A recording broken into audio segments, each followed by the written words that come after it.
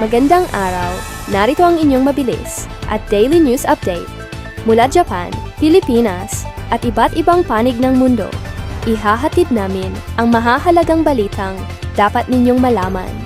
Manatiling updated at samahan ninyo kami.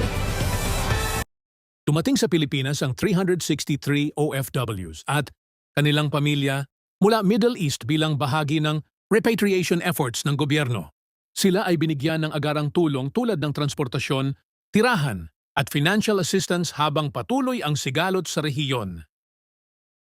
Pinapaalalahanan ng mga Pilipinong bumiyahe papuntang Oman na kumuha ng HIV test certificate bago umalis, ayon sa airline guidelines. Hinihikayat ng embahada ang mga biyahero na makipag-ugnayan sa kanilang airline para sa updated travel requirements. Isang lalaki ang naaresto matapos tangkaing mang-hold up sa isang convenience store sa Nagoya. Nanlaban ang staff at nagawang mapigilan ang suspek hanggang dumating ang pulis. Wala namang nasaktan sa insidente.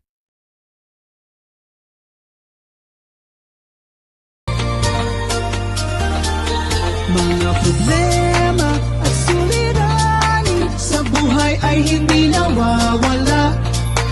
Tanging kailangan ibay ng puso upang ikaw ay di maging kawawa. Mag-usap tayo at gagaan mga problema nyo.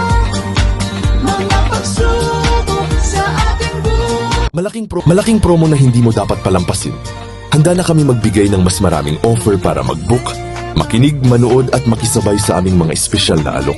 Exclusive promo sa plane ticket. Sa bawat pag-order ng plane ticket, may libreng original Mag-usap Tayo by Vicky Ozawa polo shirt kaagad. Isang plane ticket includes isang original Mag-usap Tayo polo shirt. Mas maraming ticket, mas maraming libreng polo shirt. Limited po ang aming offer up to 50. Person, no choosing in color size. Translation service Japanese English Tagalog, dagdag tipid sa bawat transaction. Totoong tipid. Walang komplikadong proseso. Direktang bawas presyo. Abangan ang iba pang promo. Marami pang sorpresa at updates na pwede mong makita at marinig sa aming mga platform. Balak mo bang pumunta sa Amerika? Andito po kami para ibigay ang aming makakayang serbisyo sa amin pong kaalaman. Message lang po. Makinig at manood sa Spotify at Apple Podcast. Laging updated sa mga bagong promo at balita. Message na po ngayon. Limitado lamang ang promo kaya huwag nang maghintay. I-check ang aming page, mag-message na po at mag-order ngayon. Kami po ng Team Mag-usap Tayo by Vicky Ozawa. Maraming salamat po. Message na po ngayon. Ang promo na ito ay para sa mga gustong maglakbay, makatipid at makatanggap ng espesyal na regalo. Samantalahin na po, message lang po sa FB page Mag-usap Tayo by Vicky Ozawa.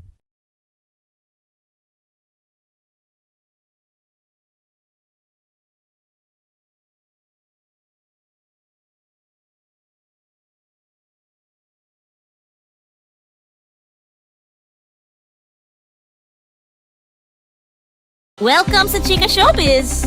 Hatid namin ang maiinit at pinakabagong balita sa mundo ng showbiz, mula Hollywood hanggang sa mga paborito ninyong artista sa Pilipinas. Tara, sabay-sabay nating alamin ang latest chika! Inilahad ni Mark Heras ang tunay na estado ng relasyon nila ni Nicole Donesa matapos ang kanyang viral breakdown video. Nilinaw niyang hindi ito tungkol sa pera o trabaho at pinabulaanan ang mga maling haka-haka ng netizens. At iyan ang kabuuan ng ating balita. Maraming salamat sa inyong pagtutok. Huwag kalimutang i-follow ang aming page. Mag-usap Tayo by Vicky Ozawa para sa mas marami pang updates mula Japan, Pilipinas at buong mundo. Ingat at hanggang sa muli. Before we end, we invite everyone to like, share, and subscribe to our page. You can watch us not only on Facebook, but also on our YouTube channel for more updates and exclusive content. We also have original 100 Pinoy diaries and 95 Tagalog quotes at Spotify and Apple Podcast. All in Tagalog, written by Vicky Ozawa.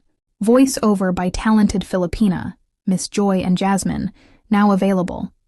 So don't forget to listen and support our creative works.